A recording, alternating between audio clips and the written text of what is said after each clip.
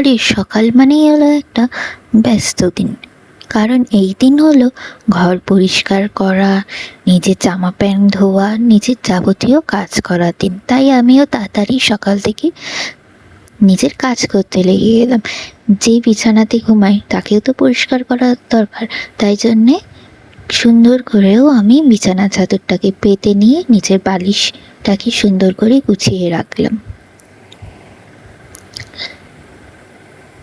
আর বাইরের আকাশটা দেখে এত সুন্দর লাগছে, মনে হচ্ছে যেন পুজো চলে এসেছে।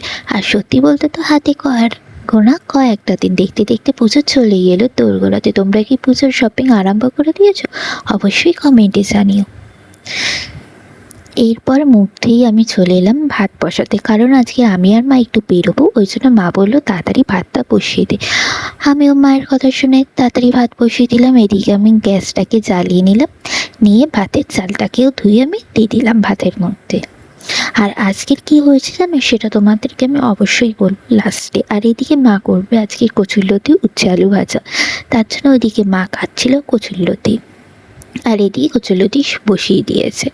আর আমি যেখানে পড়াতে যাই সেই রাস্তাতে একটা নয়নতারা গাছ ছিল, ওকে তুলে এনে আমি বসিয়েছিলাম। আর দেখো কি সুন্দর একটা ফুল দিয়ে দিয়েছে। এদিকেও আমি জলের বোতলগুলো গুছিয়ে রেখে দিলাম। আচ্ছা, বৃহস্পতিবার তো রাখি, তোমরা কি রাখি কেনাকাটা কমপ্লিট করে ফেলেছো? দেখো, বলতে বলতে ভাত হয়ে গেল, আর এদিকে পেয়ে গেছিলাম আমার খিদে। ওই জন্য আমি আর মা খেয়ে নিয়েছিলাম মুড়ি ছাড়টু। খেয়ে নেওয়ার পর নিজের টেবিলটাকে আমি পরিষ্কার করে নিলাম। পরিষ্কার করে নিয়ে আমার একটা মানি প্ল্যান্ট আছে, ওটাকে আমি সুন্দর করে জল দিয়ে একটু ওখানে রেখে দিয়েছিলাম যাতে একটু আলো বাতাস পায়।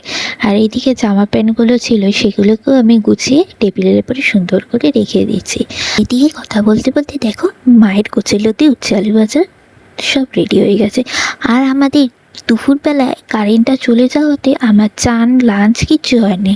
যদি ভিডিওটা ভালো লাগে প্লিজ লাইক কমেন্ট শেয়ার অবশ্যই সাবস্ক্রাইব করো। দেখা হবে নেক্সট ভিডিওতে। টাটা।